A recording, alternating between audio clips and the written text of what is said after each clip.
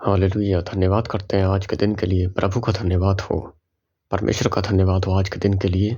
हम हमारा परिवार प्रभु यीशु के नाम से आज के दिन की शुरुआत खुशी के साथ करते हैं, प्रभु यीशु के ही नाम से। तो परमेश्वर ने हमें आशीषों से भरा है।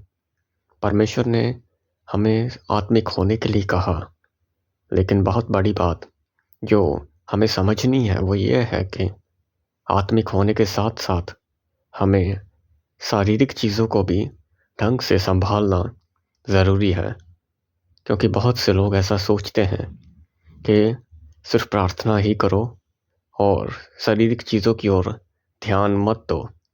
शारीरिक चीज़ें जैसे कि हमारा काम काज, हमारे साथ जुड़े हुए लोग, वो आत्मिक शायद ना होंगे, लेकिन उनका आत्मिक ना होना भी उनके काम को इफ़ेक्ट नहीं करता। वो अपना काम बहुत अच्छे से करते हैं।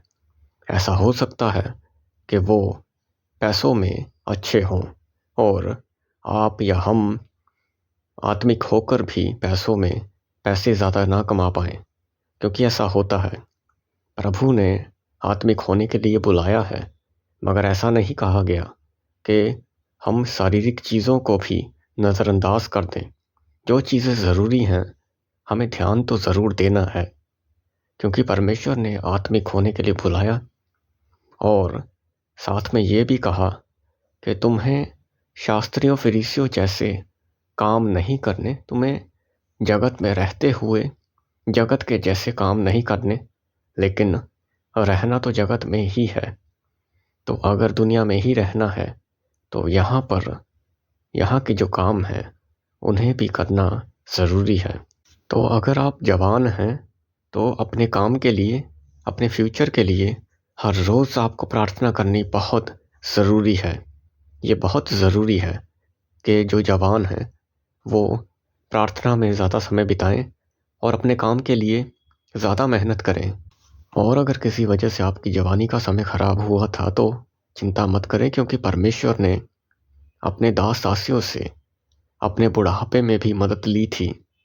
क्योंकि प्रभु ने किसी की उम्र देखकर किसी को नहीं बुलाया, प्रभु ने सबको बुलाया।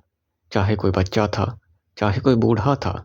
अगर प्रभु चाहे तो प्रभु बच्चों से भी, बूढ़ों से भी और जवानों से भी अपनी सेवा ले सकते हैं। लेकिन आज के समय में आलस सबसे ज़्यादा बड़ा और ताकतवर दुश्मन बना हुआ है। आलस सबसे ज़्यादा पावरफुल आज के समय में हुआ पड़ा है। तो चलिए वचन में से पढ़ते हैं जो कि लिखा है गलातियों उसकी 6 उसकी 1। हे भाइयों, यदि कोई मनुष्य किसी अपराध में पकड़ा भी जाए तो तुम जो आत्मिक हो नम्रतापूर्वक उसे संभालो, परंतु सतर्क रहो, कहीं तुम भी परीक्षा में ना पड़ जाओ। यहाँ पर जो वचन लिखा है, यहाँ पर साफ कहा गया कि अगर कोई अपराध में पकड़ा जाए तो तुम जो आत्मिक हो उसको संभाल लो, नम्रतापूर्वक संभालो। जहाँ पर शरीर के काम की ज़रूरत है वहाँ पर आप प्रार्थना करके कुछ नहीं कर पाएंगे। प्रार्थना हिम्मत को बढ़ाएगा, प्रार्थना नए रास्तों को खोलेगा, लेकिन उन रास्तों पर चलना शरीर को ही पड़ेगा। लेकिन आलस की वजह से बहुत से लोग अपने काम में निपुण नहीं हैं। आलस की वजह से बहुत सी चीज़ों में बहुत से लोग पीछे हैं। लोग प्रार्थना तो बहुत अच्छी कर लेते हैं, लेकिन शरीर में इतना ज़्यादा कम हो जाते हैं कि वो काम नहीं कर पाते, वो पैसे नहीं कमा पाते और मुश्किलों में, बंधुआई में चले जाते हैं। हर एक काम को मेंटेन करके रखना ज़रूरी है। सब काम बराबरी में करना ज़रूरी है। आप ज़्यादा प्रार्थना करके अपने काम को कम कर दें, ये भी काम आपके लिए अच्छा नहीं होगा, क्योंकि दुनिया में रहने के लिए भी हमें मेंटेनेंस की ज़रूरत पड़ेगी। क्योंकि वचन भी कहता है कि जो सेवक अपने घर का अच्छा प्रबंध ना कर पा रहा हो वो सेवक ना बने। इस तरह की बातें प्रभु के बेटे पौलुस ने कही थी। तो ये बात सही है और अच्छी भी है, क्योंकि सबसे पहले हमें निपुण होना ज़रूरी है। प्रभु की सेवा करने के लिए हमें बढ़ना ज़रूरी है। और अगर कोई बीमार है तो वो प्रभु की संगति में आए और अपनी प्रार्थना करवाए और दूसरों के लिए भी वो प्रार्थना करे, सेवा करें, ताकि प्रभु उनकी मुश्किलों को दूर करे, बीमारियों को दूर करे और विश्वास में बढ़े। प्रभु हर एक चीज़ का हल करेंगे। हालेलुया। विश्वास करने वाले के लिए सब कुछ हो सकता है।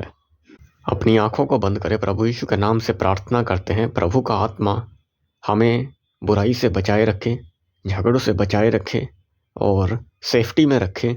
हम प्रार्थना करते, अपनी आंखों को बंद करें, अपने एक हाथ को अपने सर पर रखें। आज का समय आपकी सेफ्टी के लिए ज़रूरी है। प्रभु यीशु के नाम से प्रभु का आत्मा आपकी सेफ्टी के लिए आए, आपके परिवार की सेफ्टी के लिए आए और आने वाला कल प्रभु के नाम से आपको हर एक मुश्किलों से बचाने वाला हो। आप हर मुश्किल से बचें, हर एक टेंशन से बचें, हर एक बुराई से बचें। जो भी दुष्ट आत्मा आपके पीछे, आपके परिवार के पीछे है, आपको फंसाना चाहते हैं, आपको नीचा करना चाहते हैं, आपको शर्मिंदा करना चाहते हैं, आप बीमार हैं, यीशु के नाम से चंगे हो जाएं। यीशु के नाम से चंगे हो जाएं। प्रभु के नाम से चंगे हो जाएं। हर एक बुराई से, हर एक डिप्रेशन से आज़ाद हो जाएं। हर एक बुराई से प्रभु यीशु के नाम से आज़ाद हो जाएं। प्रभु का आत्मा आपको आज़ाद करे। सर्वशक्तिमान खुदा का आत्मा हम अपने परिवार में मांगते हैं।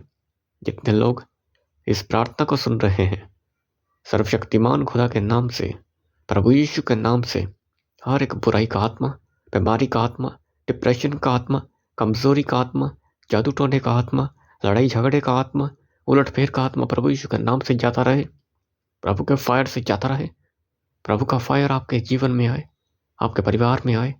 लिखे रे से मेरे बेमेन दाना खारा लिखो रो सोपो रे बेमेन देने पे लिखे रे से बेमेन दाना खाला रखा ममुन सो ममुन दोनों खोरे से खे बेमेन दे। हर एक बुराई, हर एक डिप्रेशन प्रभु के नाम से जाता रहे। हर एक टेंशन प्रभु के नाम से जाता रहे। हर एक डिप्रेशन प्रभु के नाम से जाता रहे। कमजोरी का आत्मा जाता रहे। आलस का आत्मा जाता रहे। डर का आत्मा जाता रहे। प्रभु का फायर उतरे डर के ऊपर, डिप्रेशन के ऊपर, कमजोरी के ऊपर। प्रभु का फायर उतरे, प्रभु का फायर उतरे। ऐ डर के गंदे आत्मा छोड़ प्रभु के बेटे बेटियों को और भाग यीशु के नाम से। अपने एक हाथ को अपने सर पर रखें, अपनी आंखों को बंद करें। ऐ डर के गंदे आत्मा, आलस के गंदे आत्मा, प्रभु के फायर से निकल, प्रभु के फायर के साथ निकल। प्रभु का फायर आपके ऊपर आए।